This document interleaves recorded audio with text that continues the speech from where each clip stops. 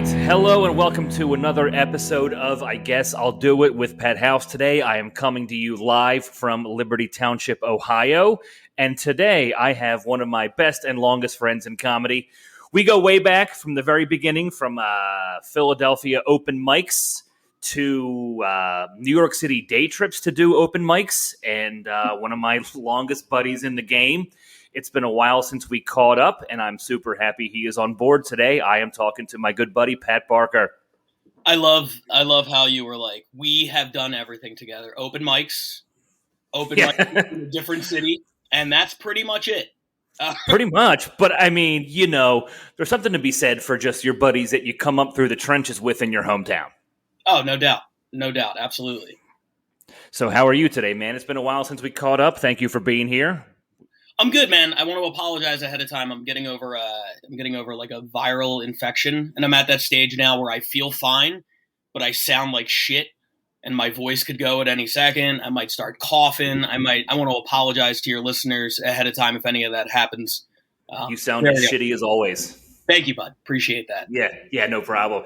I want to apologize because I almost had to cancel because I was in the air an hour and 10 minutes ago, and I didn't have a room booked when I got here, but now I do, so all is good. It was a crazy 40 minutes, but we're all good. The craziest thing that's ever happened in Liberty Township, Ohio. Where is that? Yeah. Where are you? What is happening? Relatively, I want to say 30-ish miles outside Cincinnati. They have a club and also, there? Yeah, it's a funny bone.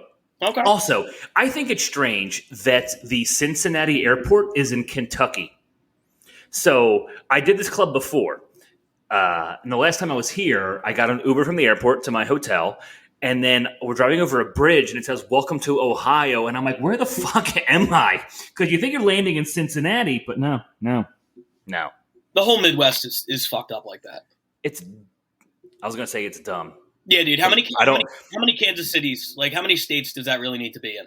You know? I don't know, but I was in Toledo 2 weeks ago, so this is like deja vu all over again. These are the hot riffs that got us booked on open mics from Philadelphia all the way up to New York City. On Sunday afternoons at 4 p.m. Oh, yeah. Oh, all right, let's get down to business here, man. Dude, I am so happy to have you here. You and I go back from the very beginning, and I think you and I met at either the Laugh House or Rascals Comedy Club. I don't remember where, but yeah. Do you remember where? No, me neither.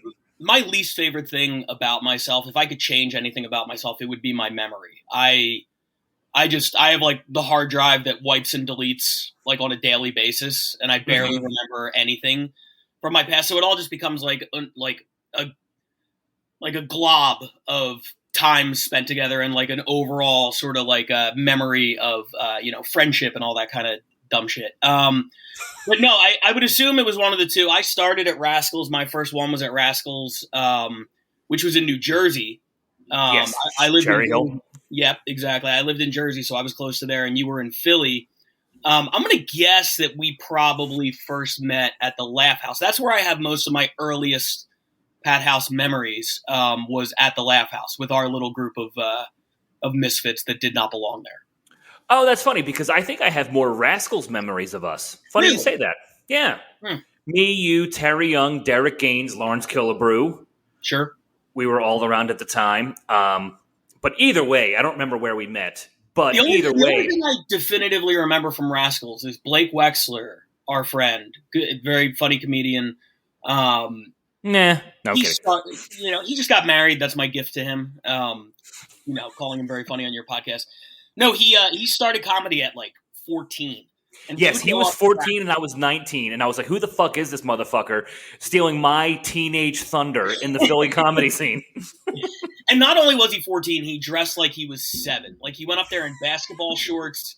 Like every time he went up, it's like he still does. Like a 3-on-3 tournament or something. And I remember, and it's so funny, I think I've told Blake this, and it's so rude.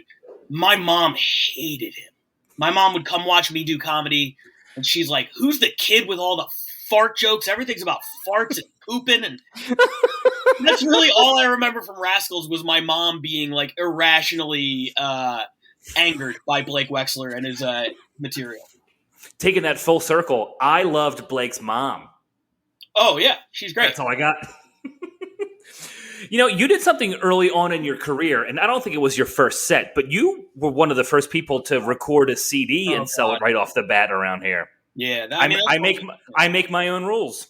That's right, dude. That's a collector's item. If you have one of those, that's worth a lot sentimentally. In terms of actual money, nothing. But yeah, that was one of those things. Like my whole kind of first couple of years in comedy was all about like not knowing anything about how comedy worked and kind of figuring it out.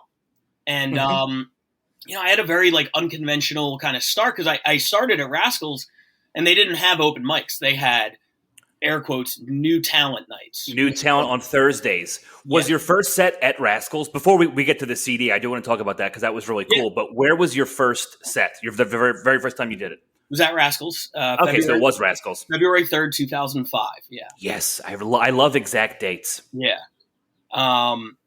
Just celebrated 18 years kind of in the comedy game. I mean, I guess we'll start with like the first one. It was, I didn't know anything about comedy. The two things I knew that kind of drew me to doing it were, number one, I loved stand-up. And by that, I mean, there were like 4 specials I watched on a loop. It was Chris Rock, Bring the Pain, Bigger and Blacker. Okay. It was Brian Regan. And then Dane Cook was huge at the time. And by the way, all of them were. I will defend to the death Harmful If Swallowed.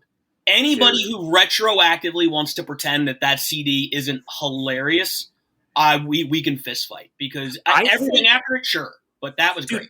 I agree. I think at least twice a month, I think of A Tire to the Face. Yeah. And I still laugh out loud. It's very funny. Harmful If Swallowed is so funny. And also, Dane was the first person on Comedy Central to do a special in a wife beater. And the last. And the last. But no, those were you and I are like relatively the same age. We're only a year and a half apart, but those were monumental for newer comics like us at that time in the early mid 2000s. No doubt about it. And unfortunately, I mean, to a degree where I think the Dane Cook thing influenced way too many people who were trying to be Dane Cook, and it did at the time. You would go to an open mic, and it was just like, there were at least a half a dozen, Dane Cook clones on the lineup at any given point. But anyway, so I was listening to those, and I knew I kind of wanted to do comedy, and then I was in college, and I was at my heaviest point. I was like 320. I weighed like 320, and I'm 5'8". So 320 is a big boy, and I had no confidence. I didn't know how to talk to girls, and there was this girl in one of my classes, and I just remember I started talking to her, and I was like making her laugh. I just kept making her laugh, and she was like, "You should try stand up."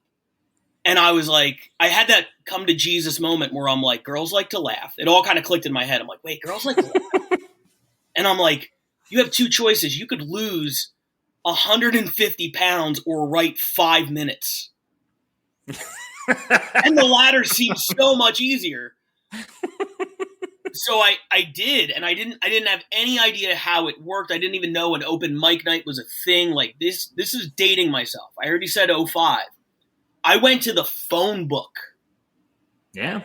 I went to the phone book and looked up comedy clubs and just called them, and I was like, hey, I think I'm kind of funny, and this girl in my statistics class agrees. Can I get on stage? Like, I didn't even know how to ask, right? It was so ridiculous. And then Rascals, they see the mark.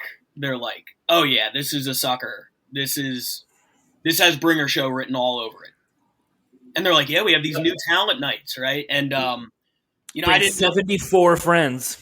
Exactly. Yeah, you bring friends. And in my head, I'm like, that totally makes sense. Yes. And within 2 years, you're like, dude, fuck Bringer Shows. Anybody who does Bringer Shows is an idiot. But at first I was like, yeah, hell yeah. You don't, because you don't know any better. And you haven't, yeah. So yeah, that was my first one. And I went to watch one before I performed. And I actually went twice. So the December 04 new talent night, I got intimidated and I never left the parking lot. I pulled into the parking lot. Rascals was inside this hotel. It was a Hyatt, then it was a Crowne Plaza. Yes. And I didn't realize at the time they held all sorts of conventions there. So I pulled into the parking lot, and it was completely full. And it held like 800 cars. It was a big hotel. And for some reason, it was a huge hotel. And for some reason in my head, I didn't even piece together that those people are all in rooms at the hotel. I thought they were all there for the comedy show. And I'm like, this is too much for me. I can't handle this. This is my first time. I can't do stand-up in front of 4,000 people. I thought I was at a fucking Beatles concert. I'm like, what is happening? So I went home, and then a couple days later, I'm like, oh, they might have just been at the hotel. So I went back in January, and I went in, and I actually went to the show, and it was so bad. And I'm just in the back like, oh, I could do this. I could bomb. Because when you only watch 4 comedians, and it's like Chris Rock and Brian Reed, some of the greatest ever, you think that every comedian is that good. And then you have to go and watch people suck, and you're like, oh, I could suck. Right? And then it brings a realization to it, too. You're like, oh, it's not all Chris Rock and Brian Regan. It's Joe Jerkoff in front of 15 people at a New Jersey hotel. Absolutely. And I was like, I could be the next Joe Jerkoff if I really work at it. Yeah. So how did your first set go? I love asking this question because it is kind of 50-50. It was great. I'm sure if I listen back now, it was terrible. But in terms of like crowd reaction, it was a bringer show. So I did bring friends and family. So there was like a supportive environment, which was cool. It really sets you up for the fall on the second gig where you don't have friends and family. But true. And that's what I was going to tie into. Were you nervous more having friends and family? Because I didn't even tell my own mother I was doing stand-up till I was months into it. The only person who knew was my college roommate, Jeff. And you know Jeff. You guys know each other. Yeah. He's the one and only person on the planet that knew for the first 6 months.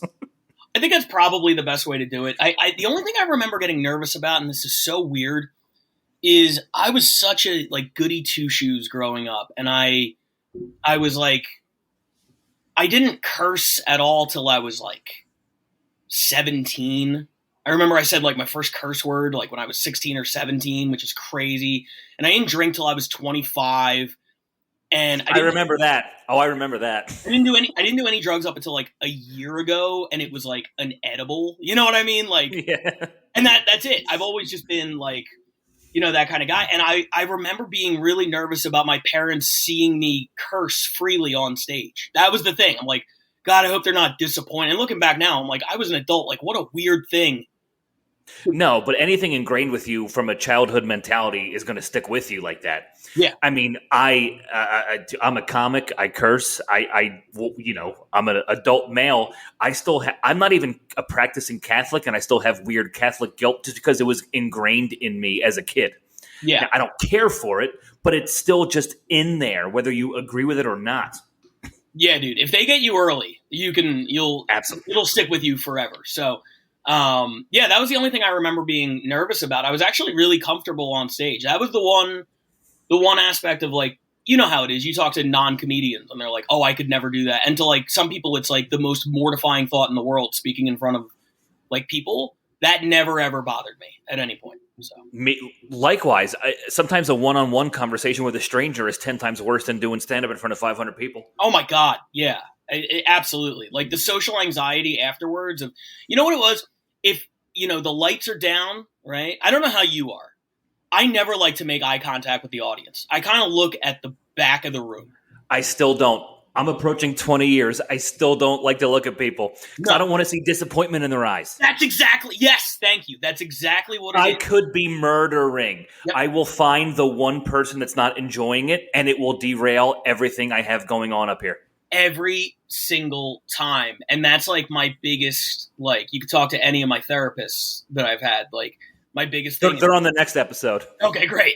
This fear of disappointing people I don't even know, strangers, right? Yeah. Which makes doing comedy a psychotic pursuit. It's insane. That I'm like, well, this is my biggest fear. Let me just get up in front of like 300. But that's why I couldn't make direct eye contact. And then even after shows, like, even if I had a great set, you know how you're like supposed to wait out there and kind of like greet people, and if you're selling merch, like I didn't have any merch, but like, business cards or whatever, like you want to show face. Yeah, it's very important. But I hated that I was very comfortable being on stage. I was very uncomfortable afterwards talking to people sort of one-on-one or, whatever. Oh man, I still feel that. I mean, I greet people and I enjoy it and I love the compliments and it means a lot when people have good words to say. But I mean, it really does take a lot, and I feel violently uncomfortable in those situations. Still, I did last night, and I'm going to twice tonight, and then twice tomorrow, and I'll probably make zero eye contact all weekend. Yep, that's the way to do it. Even when sometimes I look at somebody in the crowd laughing who is enjoying me. And then I'm afraid to look back a second time in case they're not enjoying me now. Yeah. That makes sense? Oh, I'm like, okay, cool. I'm so glad they're enjoying this. I'm not going to look back in case they didn't like that one. You want to take the snapshot and remember them in their best Absolutely. moment. Absolutely. Yeah, no doubt. So how long were you in Philly before you moved to LA? And by Philly, I mean Jersey, but you know what I mean. Yeah. I mean, I was mostly in Philly. Once I got established and I realized that all of the good shit was in Philly, I was in Philly 5-6 nights a week. Like, for people who are listening and don't understand the geography, like, where I was at in Jersey to Philly is maybe a 15-minute drive. Right over the bridge. Very simple. So, yeah. Shout out Mount Ephraim. Mount Ephraim. Damn right, yeah. I definitely consider myself a Philly comic. Of course, because it doesn't matter. Even comics from the top half of Delaware, if you were out doing mics in the city and suburbs, you know. Yeah, exactly. It's greater Philly area. So I was in Philly for 8.5 years before I moved to LA.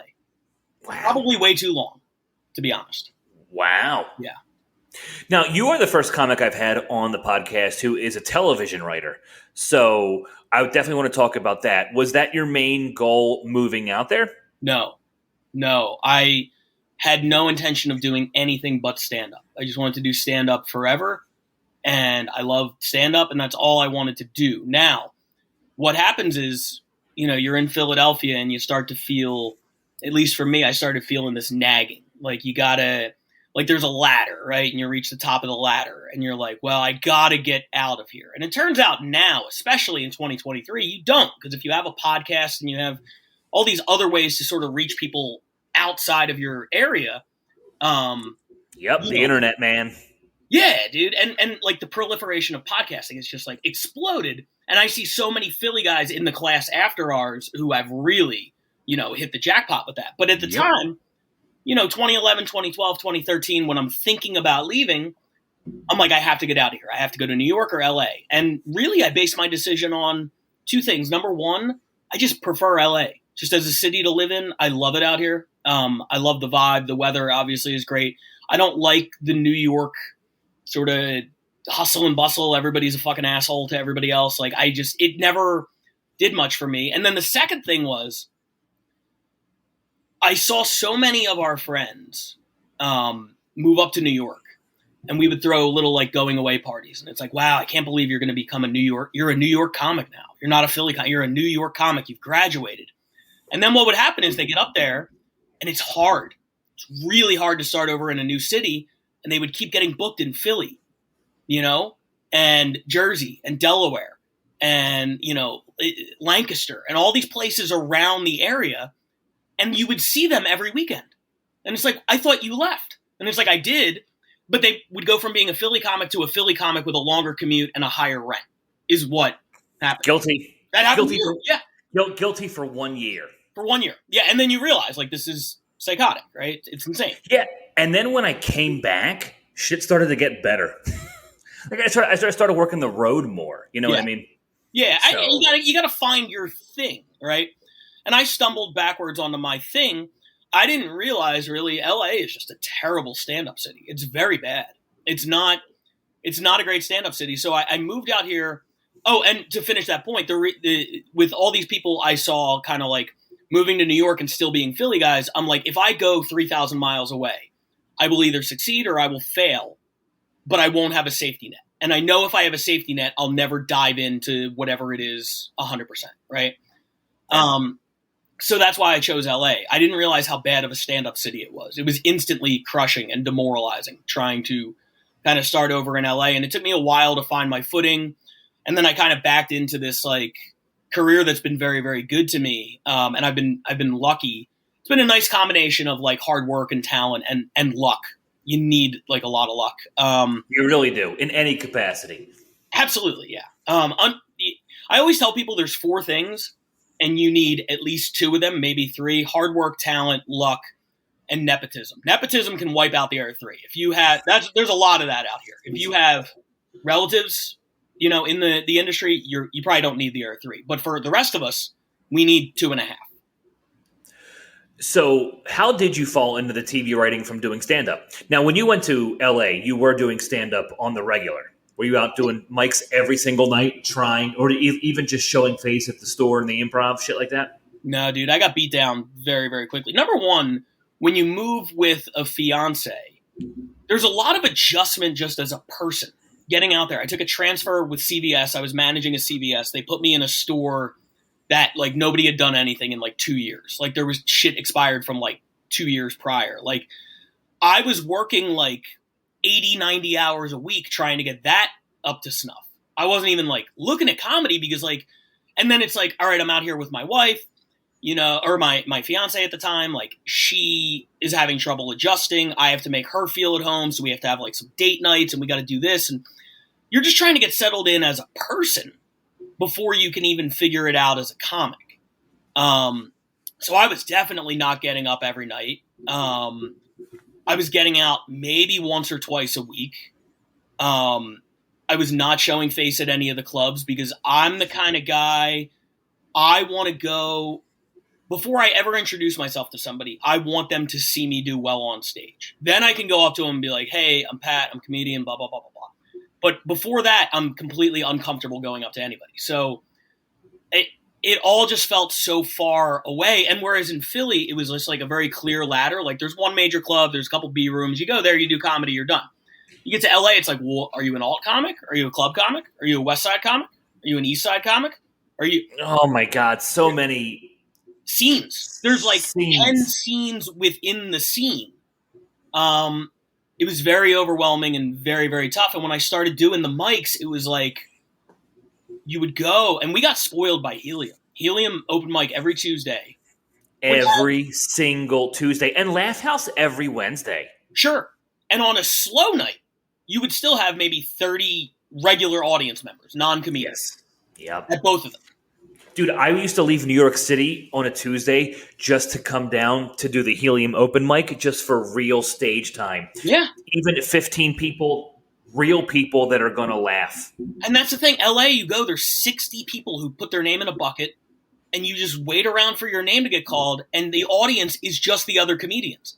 And nobody's paying attention. Nobody wants to laugh because they're just like waiting for their turn. So you would wait like 2 hours to get up and do 3 minutes. I was regularly, at this point, I was on the road featuring at the Helium clubs. I had a half hour I felt great about. I had a 45 minutes I felt good about. And I had an hour that I could do. You know what I mean?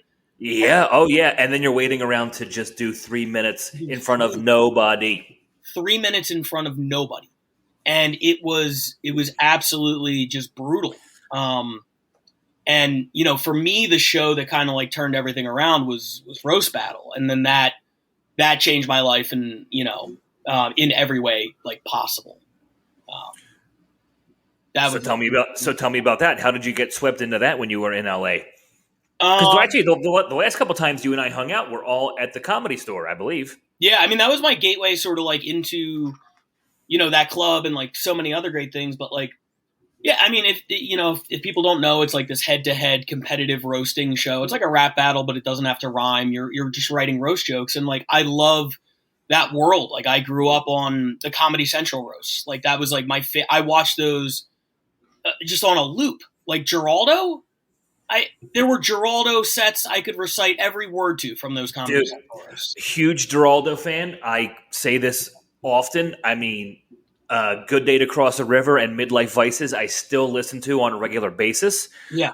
You are more of a roast guy than I am, but I mean, I watch the roast and I love them, but just Greg as a person, as a comic, I mean, top 5 of me for all time, and probably never going to leave the top 5. And you and I both had the pleasure of working with him. And yep, hosted for him a couple times. Yeah. And yep.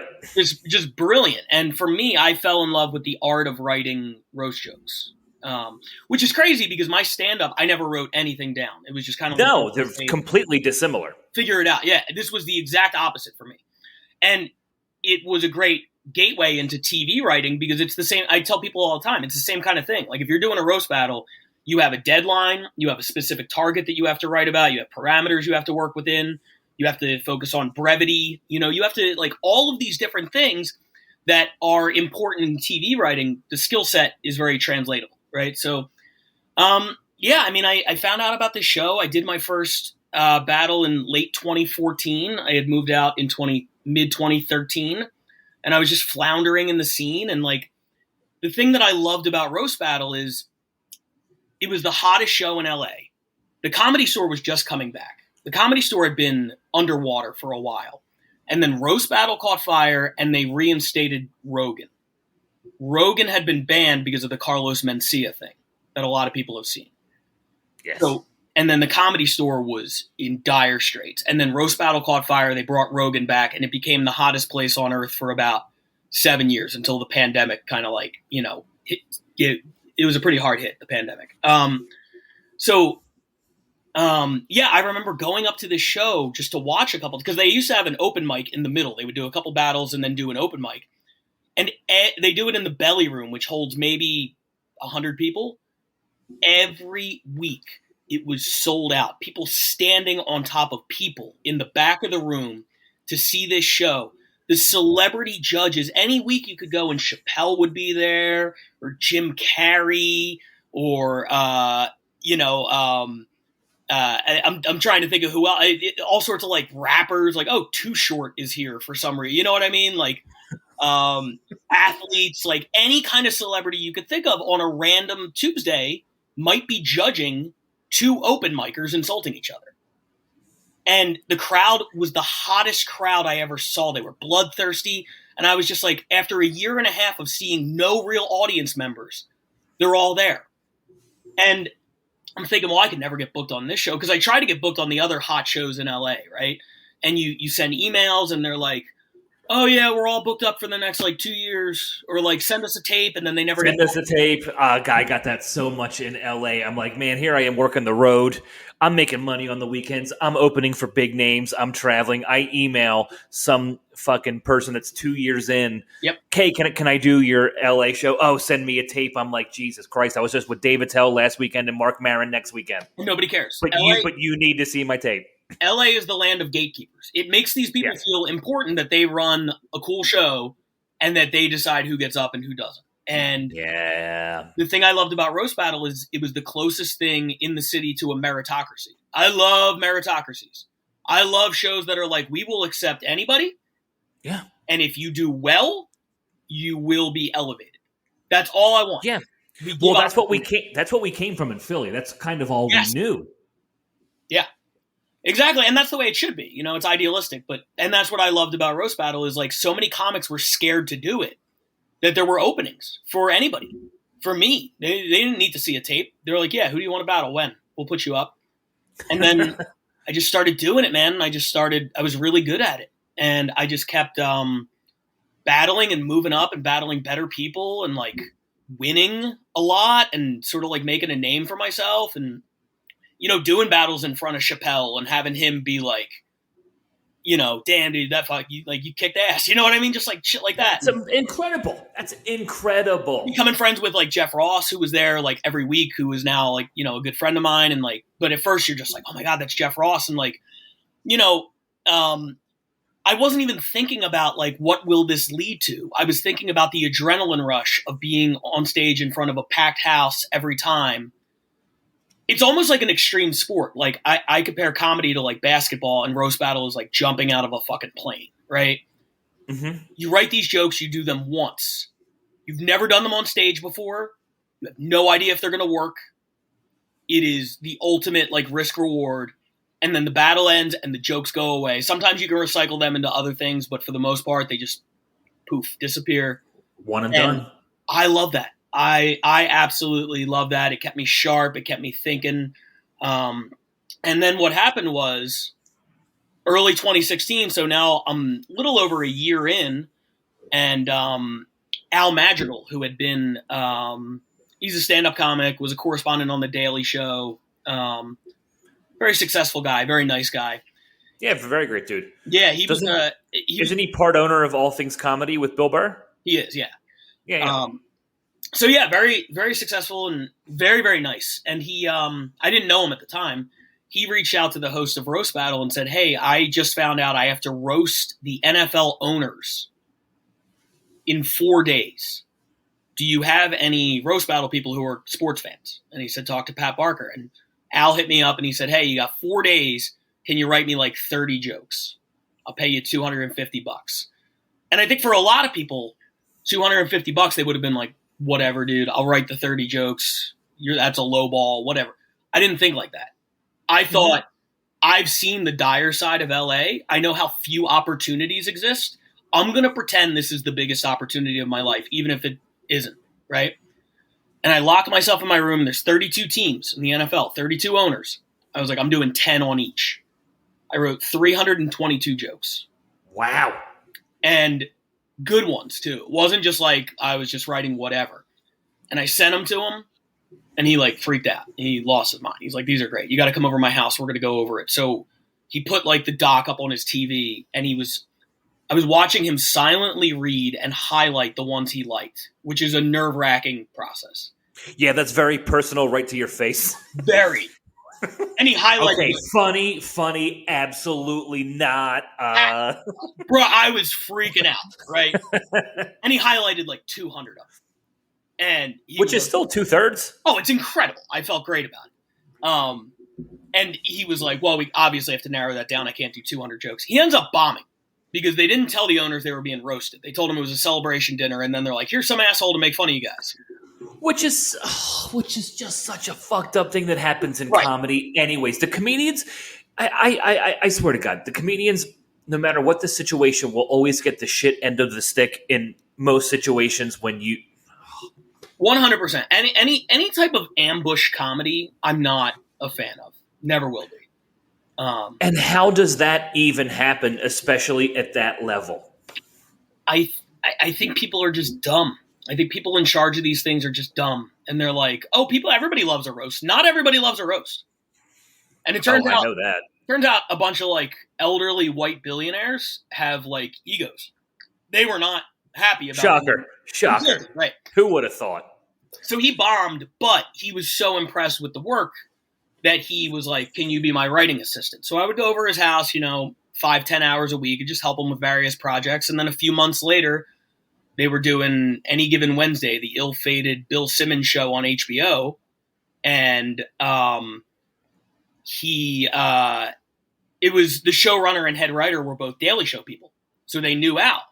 So they came out to LA. They moved out here to do the show. They were New York guys, and they had dinner with Al, and they're like, "Hey, do you know any under-the-radar writers who might be good?" And he's like, "You got to talk to this guy, Pat Barker. He just wrote 300 jokes in 4 days." So I had an interview, and here's where Roast Battle ties in. I'm gonna wrap this thing up in a neat little package. I said that Roast Battle changed my life in different ways. So the night before I had my interview, now keep in mind, I'm going into this interview as a full-time Uber driver with no credits, no real TV credits to speak of. I've never even sniffed a TV writer's room. I'm going into this thing, and I have to list Roast Battle as one of my credits, right? Which is insane. The night before, I had a battle. I lost. My opponent hit this walk-off home run of a joke about my wife's miscarriage. It was the first joke ever about my wife's miscarriage. And it was a great joke. My wife doesn't think so. She's wrong. It was objectively a great... The joke was, I'll tell it right here. When Pat lost his child to a miscarriage last year, there was nothing funny about it, which is how Pat knew he was the father. It's perfect. It is. It's such a great joke. Not an ounce of well worded. Yes. Exactly. Well worded. That is down to the syllable. Who was your opponent? Who wrote that? This guy named Dan Nolan. He's in Austin now. Very, very funny guy. And so I go into this interview the next day, and it's going well. And then they're like, "So tell us about this Roast Battle thing," right? And I'm talking to them about it, and they're like, "Has anybody ever said anything like really fucked up to you?" And I'm like, "Funny you should ask." mere hours ago. And I'm like, you guys have to promise you won't be weird or get offended. And they're like, no. So I tell them the joke, and they start dying. So then, like, now the interview's going really well. 10 minutes later, they bring in Bill Simmons. And he sits in, and they're like, you got to tell Bill this joke. He'll lose his mind. So I tell Bill the joke, and he's, like, falling out of his chair laughing. And then, like, 5 minutes later, Bill just goes, I like this guy. Can we hire him? And they were like, yeah. And I got hired on the spot. I went from making maybe $1,000 a week on a good week before all the expenses, gas and repairs and everything, doing Uber, to making the Writers Guild minimum, which at the time was $3,700 a week.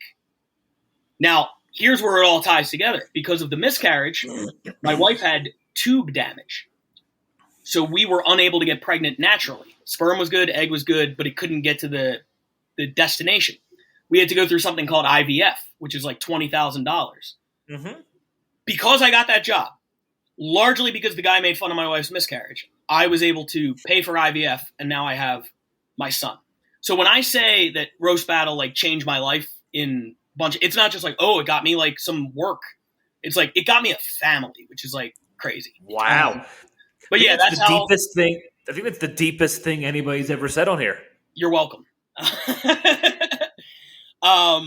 Yeah, and that's how I kind of backed into TV writing. The show got canceled. Didn't even make it the full first season. We had 20 episodes. We got canceled after 16 or 17.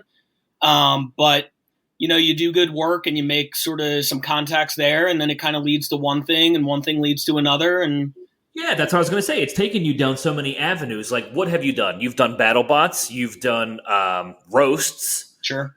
You've written for the NFL. Yep. Yeah. What were some of your favorite projects that you've done? I mean, for television? Three seasons of three or four of the Sports Illustrated Awards, which was great because you're like, you know, you're in Brooklyn backstage at Barclays Center, like standing 3 feet from Beyonce, and you're just like, what the fuck is going on, like, with my life? Like, she's gorgeous, by the way. And now you're talking to Pat House, who's 30 miles outside Cincinnati in a. But at least you have a room. That's the important thing. True. But yeah, so real quick, just side note. So what is Beyonce like in person? Bro, I can't even describe it. It's literally like there's like angels coming down. There's like an aura. It's a very real thing. The year I lived in Hoboken, Kim Kardashian was dating Chris Humphries. And I saw Kim Kardashian in person twice. And, like, she doesn't do it for me per se, but I saw her in person within an arm's reach twice, and I was like, Jesus Christ.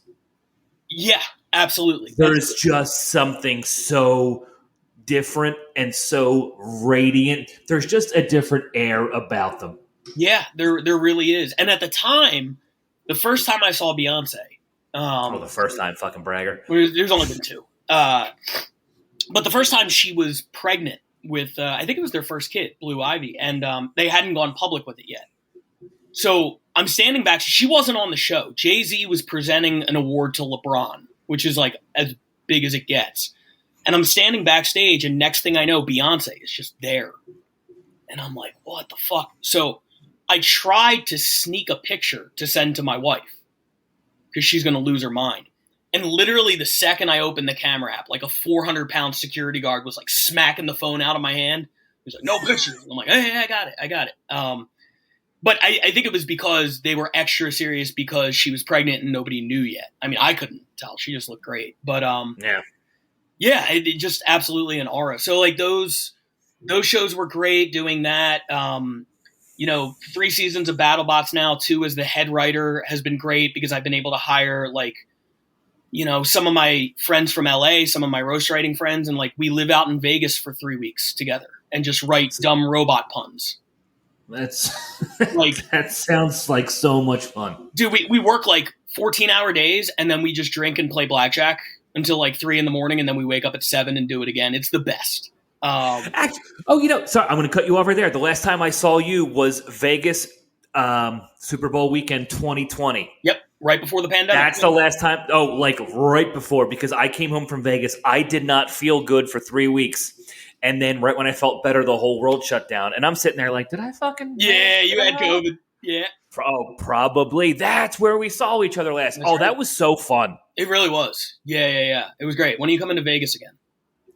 I don't know. I'll make that happen Yeah, soon, though. Make that happen. I'll come out and meet you. I remember that because that was crazy because it was my first time performing a full week of shows in Vegas, and it was Super Bowl Sunday nonetheless, and the shows were fine. The shows were good. The shows were fine. But Super Bowl Sunday, I had a show at, I don't know, 9 or 10 p.m., and I was like, oh, this is going to be awful. I put my boxing gloves on. I was like, this is just going to be awful. And they were the best, most polite show of the entire week. And I'm like, it is Super Bowl Sunday in Vegas. How are you guys so calm? I was ready for a fist fight up there. Sure. Well, they were probably the only non-football fans. They were probably like, got to find non-Super Bowl related stuff to do. And that's how they end up. You were at Kimmel's, right? Yep. Nice. I remember that week. I remember I asked if you wanted to come to a show, and you were like, "I've seen you do stand-up for 15 years. I don't need to see it tonight," or something like that. It was so great, and I was like, "Oh no, I totally get it. I'm just saying I can get you a free ticket." You're like, "No," and I totally get it, and I totally respect it. You know, I've been out of. I think part of it was like I've been out of, for the most part, the stand-up game for several years now. Ever since I got into like the TV, the stand-up has been waning. It's been less and less, and I think at points where I'm out and I kind of wish, or part of me wishes I was in, it almost hurts to go see stand-up because you're like, man, I wish I was like still doing this. Now, I haven't done it in about a year. I'm about to start. Really? That long? Yeah, so what happened was like I went over a year without doing it. I went pretty much like all of 2020. And then last year I got Jeff Ross hit me up sort of last second, and he was like, hey, you know, I need a feature this weekend. And I'm not going to name the club, but I will say it is amongst comics, I think, widely regarded as one of the best clubs in America. Everybody wants to play there. It is. I know what club you're talking about. Can I say it or no? I mean, I'm going to say something that like, okay, you know, I don't want to put their business out there. Nope. But yes, it is. I've worked there myself. It's phenomenal. Right. So I tell Jeff, I'm like, I haven't done stand-up in a year. I feel rusty. He's like, you'll figure it out. So he flies me out. He puts me up. We do 5 shows. Thursday, 2 on Friday, 2 on Saturday. Everyone is sold out. About 280 in the crowd, give or take. So about 1,400 tickets sold. I had so much fun. The first set, I was rusty. I was figuring it out. I was doing 25, but like honestly, I'd rather do 25 than 5 any day. Yup. It's even easier to plan your dude. I'm at the point now where it's easier to do an hour than a feature set. Yeah, absolutely, because you can stretch your legs. Yeah, absolutely. So I do it, and the first set's a little bit rusty, but like I do really well. And then by the end of the week, you know, you're piecing these things together. You're like, oh, I can get from this bit to that bit with this transition, and it runs smoother, and blah blah blah blah blah. And it's all coming together. And by the end of the week, I have a 25 again that I'm really proud of. And I hadn't done a set that long in, 5 years. And I feel really good. And I get off stage and I'm literally sitting in the green room and I'm thinking, man, stand-up is so fun. Why don't I do more of this? I should get back into this. And then they gave me my check for the week. Do you want to guess what it was? 5 sold-out shows. Take a guess. Well, you want to go with $5? That would be everybody's guess, because that's been the industry standard for as long as I've been a comedian. $100 show for no. Okay. All right, go ahead. And even that, by the way, is I know. A terrible lowball. Dude, Joe Matarese and I had a conversation 10 years ago about how the feature rate has been the same since he was a host in the mid-'80s. Yeah. And not to mention, keep in mind, they didn't put me up at a hotel. They didn't fly me out. Jeff took care of that, but under normal circumstances, if I didn't know the headliner, I'd have taken care of that. Yes. They gave me a check at the end of the week for $290. $58 a show. How they came to that amount, I have no idea. Now, lucky for me, Jeff saw it. And for those who can't see, I had my eyes shut for 7 seconds after he said that. It's painful, right? Yes. It's painful. And, you know, Jeff was doing good merch, and he broke me off a little bit of extra. He's been such a sweetheart to me, and like, you know, it was all taken care of. Everything's good. But it was at that moment where I had that full roller coaster of like, oh, why did I ever stop doing this? And then it's like, oh, right.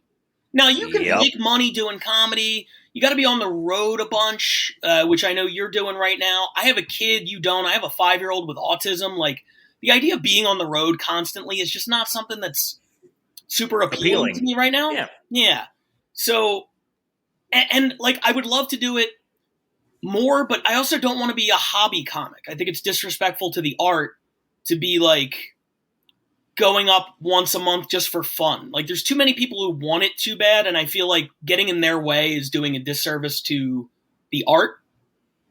I see what you mean, but if you want to get up there, you got to get up there because it's so good for the soul, man. Like, you know, even if I'm going through a funk, I don't think anything brings me out of it more than like a really good set. And I'll carry that high for 2 or 3 days. You know what I mean? Like, well, again, I told you what LA is like. So yeah, okay, yeah, not even that. True. Now, if I want to get now, I'm about to start doing it again because I don't know if I told you this, but I'm going to Tokyo in a month. You did tell me. We were talking about this the other day. We were texting about burgers around the country. That's right, burgers around. Yeah. And apparently they have a great one in Tokyo. I guess like Wagyu or whatever. But yeah. So I'm going out there to do a roast battle, which is like that's nuts that they would fly me out. You know, whatever. They're like, just insult a Japanese person while you're here on stage, and we'll take care of you. I'm like, fucking done. I would have done that. Call Shane Gillis. But they're like, it's a smaller club, so they're like, hey, we have to recoup some of this money. We're going to need you to like do some stand-up shows too. And I'm like, yeah, no problem, done. So I'm going to do, I think, like 3 or 4 shows while I'm out there, and 2 or 3 will be so stand-up. Awesome. So yeah, I got to get back in the zone, but I'm very excited. As you should be. Yeah. So what I want to do, what were your favorite memories, or I should say memories? What are your favorite experiences with TV writing? Like you mentioned Beyonce, and I know you've done stuff for the NFL. So besides Beyonce, what have been some other moments where you're like, holy shit? I mean, I think, first of all, it was a lifelong dream to do the Comedy Central roasts. And the first one I submitted for was Bruce Willis, and I didn't get it. But they invited me to the after party to tell me how close I was to getting it. And submitting, by the way, it was a packet. You get like 3 days, and they're like, write 1 page of roast jokes each about these 3 celebrities who will not be in the roast. So they don't use the jokes, but they want to see how your brain works. So I had to write jokes about like Stallone and Schwarzenegger and somebody else, right? So I sent it in, and I didn't get picked. And the head writer, you know, called me to the after party. And he's like, if I send you like an invite, will you come? And I was like, yeah. And he was like, we loved your packet. Here's a little bit of advice for the next one. Just how to structure the jokes, because the jokes were so strong. Here's how I would structure them, like in order, right? So then the next one was Alec Baldwin. So I submitted again, and I got it. And you know, it was a tough gig. It was really tough because what they do is they have a room for 3 weeks, but they only hire writers for a week at a time. So like I got in there week 3, and I showed up armed with all these jokes, and they had all already been done. They'd written thousands of jokes over the course of 2 weeks. Like Caitlyn Jenner was on the dais, and I'm just like, do you have any trans stuff about Caitlyn Jenner? They're like, yeah, that's been covered. They're like, that was covered in the first 30 seconds the door opened. Exactly. So they're like, we're trying to lock down a good Hunt for Red October joke about Alec Baldwin. I'm like, God damn it, dude. That's so tough. So it was great, but just the feeling of being a part of that thing that you grew up watching, and then I had a pretty decent number of jokes make air, probably 8 to 10 on there, which is a really good number. So awesome. Considering how many writers they had. But I guess my favorite experience from that one, and I hope this isn't fucked up to say. I hope I won't get in trouble for saying this. Does anybody listen to this? Yes, I have listeners. Fuck you. So I was there when Caitlyn Jenner came in to do a table read. And so they had finished up her script. So she came in, and she sits down to do this table read. And we're all sitting around. and it's supposed to be 5 minutes, and it took her like 45. We found out after the fact that she has dyslexia. So she's like, I didn't know that about her. So she's reading at what seems like a second grade level. And just like, she gets so lost. And she also is just getting distracted by everything. Her phone is buzzing every 5 seconds.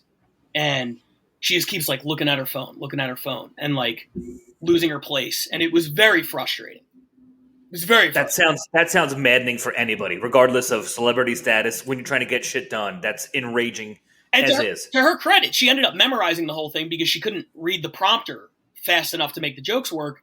So she memorized the whole thing and did great. She had a great set at the roast. She was very, very funny, right? But she keeps getting distracted by her phone. And do you know Bonnie McFarlane? I do. She is an incredible joke writer. Yes. And she is such a funny stand-up comic. I love Bonnie. Yes, agreed. So Caitlyn Jenner is like 30 minutes into this 5-minute set.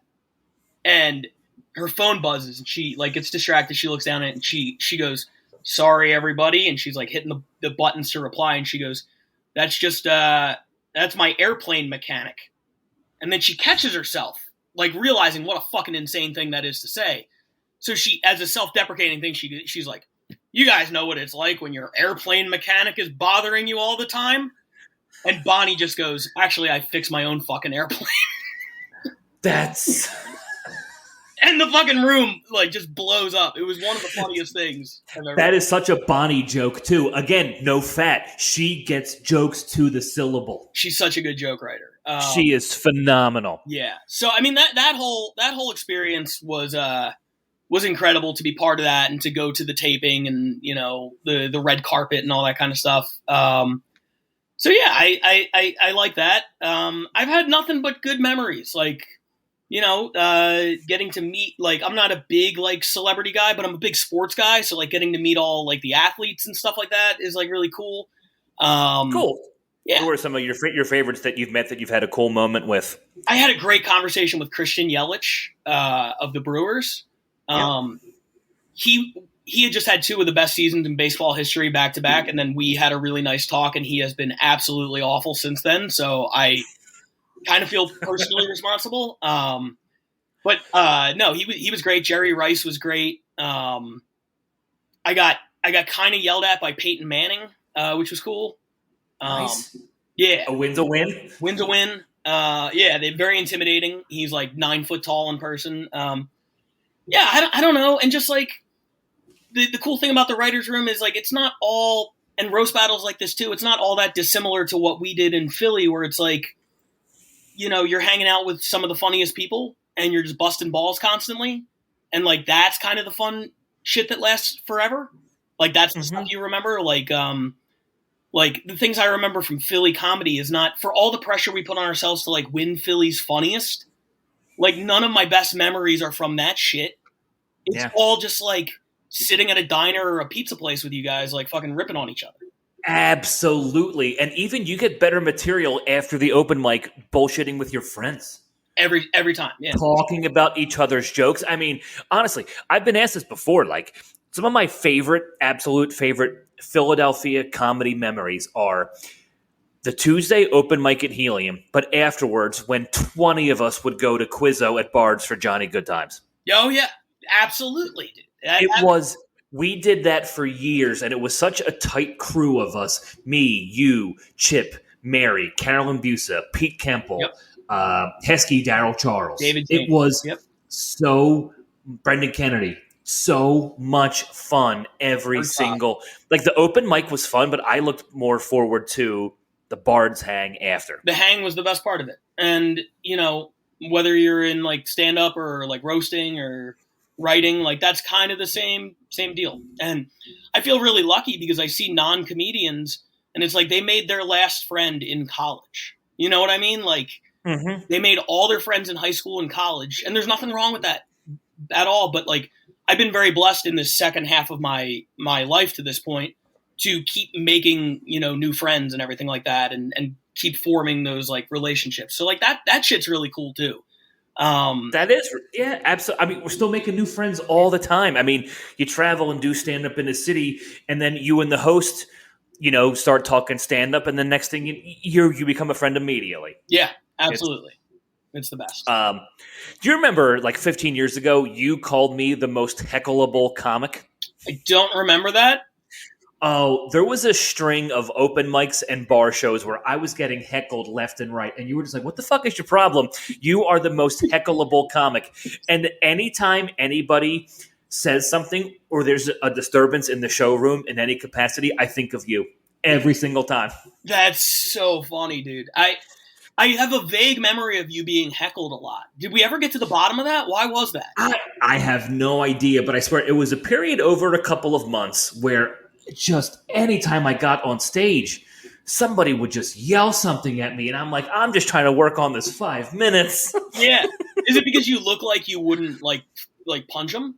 I don't know. I don't know what it was, but I constantly, not that there's hecklers are a common thing, but anytime there's a disturbance, I always think of you just calling me the most heckleable comic, and I'm waiting for shit to go down. That's so funny. Yeah, I don't recall saying that, but I think I nailed it. Oh, you did. Yeah. You did. All right, we're going to wind down here, but I usually close the podcast by asking my guests one question, and I don't want to dwell on the negative here, but man, do I love a horror story. So can you give me something? Give me a story about a show that still keeps you up at night, so to speak. I got booed off stage. Well, not off stage because I stayed and finished. But I got booed off stage basically at South by Southwest last year. Okay. 2022. I was there for Roast Battle. And I had done Roast Battle at South by in 2019. And I remember being really disappointed because I'm like, this is like one of the biggest festivals on earth. This is going to rule. And it did not rule. The crowd was just not very good. Right? So I was like, I got to go back in 2022. I got to, have a different experience. And here I thought I've always hated Austin. And I think I told you this a couple weeks ago. It turns out I just hated that festival because we went back last month and we did two Roast Battle shows at Vulcan Gas Company. And yeah, we just missed each other because I was in Austin about 5 weeks ago now at this point. Yeah. Right. So you were doing Cap City, right? Yep. Yeah, we did Vulcan and the Mothership, Rogan's new club. And then we're going back at the end of this month to do it again. And it turns out Austin was great when South by isn't there. But South by sucks, especially the first few days because they don't have the music or movies there yet. So it's only tech and comedy. So the entire crowd is made up of tech bros who can afford a $2,000 all access badge, who spent all day at fucking NFT symposiums or whatever. And then they come to a midnight roast battle. So I was battling this very funny guy. He's in New York now. He was in Houston at the time, I believe. Vietnamese guy named Victor Tran, right? And I know they don't like racial shit down there. But racial shit is kind of the backbone of roast battle, right? Any visual thing. Like if you're fat, you're going to get fat jokes. If you're, whatever. So I was like, how can I do this in a way that is going to be acceptable? So I came up with this plan to be cartoonishly over-the-top racist to the point where nobody could take it seriously. So what I did was... Hence over the top. When you take it over the top, people should realize that this is not for real. So I go out there, my first joke, I say something about Squid Game. Squid Game was big at the time. Crushes. And then I'm like, okay, so they're on board with like the racial shit. And then I have a joke about him being Korean. So then my next joke, before I start, I go, I want to apologize for my last joke. Victor did tell me he's not Korean. He's actually Vietnamese. Unfortunately for him, I don't give a fuck. And then I immediately went, Victor is Chinese or whatever. I forget what the second one was. And I changed his ethnicity every joke. And I thought by acknowledging, like, he's Vietnamese, and in this joke he's Japanese, this one he's from Taiwan, like, this is so ridiculous that there's no way they could possibly get angry at it. I was very wrong. What happened was, my first two jokes kind of hit. Comes up on the third joke. And again, I'm trying to be so over the top that they couldn't take it seriously. His third joke finishes, and I'm like, that was a very funny joke, but let's not forget, this guy ate a bat and caused COVID, and that sucks for all of us. And the crowd just starts going, boo, boo. They start booing me. And then I'm like, I double down. And the next thing, every time I said this line in my head, I heard Norm Macdonald. Because I was trying to do a joke about him being Taiwanese, and I didn't know how to like tie it in. And I was just sort of like, Victor is Taiwanese, you Taiwanese bastard, or something like that, I said. And it just came out like way harsher than I anticipated. And the crowd is just getting angrier and angrier. And I fucking doubled down and I finished my set because I didn't have backup jokes. I had my 5. And I did a different Asian joke every time. And the crowd booed, which is fine. In a vacuum, that's fine. But he did 5 jokes and 3 rebuttals. And every one of them was about my wife's miscarriage. And the place went fucking nuts, dude. I thought they were going to carry him out on their shoulders and dump Gatorade over his head. Like, they were going crazy. But when I was like, he can't drive, or whatever innocuous, like, dumb thing I was saying, they were just like, how dare you? But then he's like, Pat's kid is dead. And they're like, yeah, fuck his dead kid. The kid was probably racist, too. Dude, comedy will always find a way to knock you down somehow. Always. And that's why I love closing the podcast on a horror story. What's your most recent horror story? Can you give me one? Most recent horror story? I had a very chatty crowd last night. I mean, like the bartenders and waitstaff were shushing people, and I was shushing people, and tables were shushing other tables, and nobody was being quiet. And it wasn't a total disaster, but I just powered through. Yeah. I was like, been here a million times. This is nothing new. I am saying the words. I am doing the best I can. I am focusing without eye contact on the people that are paying attention, and I'm just going to drive this home. See, and I know we got to wrap up, but I want to talk real quick about like a comedy trend that's driving me fucking insane. I would probably handle that the same way, right? Unless somebody like outright heckles me, I'm probably not going to address the crowd. Yes, unless something has to be. Here's how I look at it. I talk, you don't, we all go home. Yeah. It's as simple as that. Unless I actually have to address something that's visible or annoying to me, or something the whole crowd is noticing that needs to be addressed, I'm not saying shit. And you'd be surprised. I mean, you wouldn't. But I think a non-comedy, like somebody who hasn't seen 1,000 comedy shows, would be surprised at how often the comic feels the need to address something because they think the whole crowd can hear it, and then nobody can hear it but the comic. No, people in the back row of a theater, like the guy next to me was talking, could you hear him? I'm like, no, I was 400 feet away. Right. Or people, in the back row are just laughing and having a good time, and then the comic derails their set to be like, there's something going on at this table? What are you guys talking about? Yeah, and that takes a weird turn, too, because if the rest of the room doesn't hear them, then you're an asshole for just calling out that table unprecedented to the rest of the crowd. Exactly. So I will... Because I've been there. Right. So I will try to do exactly what you did, which is just sort of power through. But there's this trend now where, like, everybody's chasing an algorithm. So the clips that are popping online are, like, crowd work clips. Yes. Or comedian destroys heckler clips. So comics will go up there with no material and just do awkward crowd work. And the thing is, like anything else, if there's 1,000 people doing it, 5 are good. There are a handful of people I will watch every crowd work clip from and love it. Sam Morrill is one of them. There's a guy out here named Michael Turner. He's fucking great. Awesome. Everybody else just comes off as awkward and weird doing this shit. And then, like, searching for that viral comedian destroys heckler moment. So now everybody has their fucking rabbit ears up, and it's like anytime anybody says anything, what was that? What was that? Can I destroy somebody? Like, what? Oh. It is, to me, it's the worst. And I see, it might be more of an LA thing because out here everybody's just chasing fame and nobody cares about the art. Like, maybe on the road it's not that bad, but it is absolutely brutal. So I just want to give you kudos for doing it the right way, which is just you power through and let the people who are there to enjoy the show. I tried, and it was fine. The show was totally fine. I had a good time. People did as well. They're just chatty people. But yeah, man, I can't. If something happens organically and I get it on film, awesome. Yep. There is no way I'm going to set up my camera in the hopes that two drunk chicks in the front row are having a conversation, drinking blue martinis. Like, Right. Get the fuck out of here. Yeah, dude. It was Hofstetter started all that. Yeah, you're right about that. Planted hecklers, then destroyed them. And people still think that's a thing. Sure, it is. Like, all right. Yeah, but I mean, yeah, you're right, but Yeah. not in the shit that, Yeah. I'm not in Cincinnati having somebody in the crowd being like, all right, after I do my Wendy's thing, I need you to yell this. All right, dude, plug all your socials for me.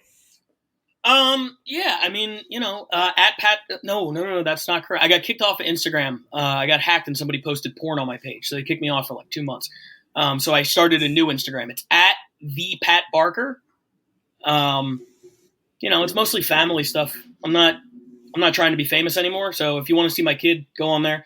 Perfect. Yeah. Still worth plugging. Absolutely. And Still worth if you happen to be in Tokyo the first weekend of June, come to the Tokyo Comedy Bar. And if you're in Austin, May 27th, Vulcan Gas Company, May 28th, Comedy Mothership, Roast Battles.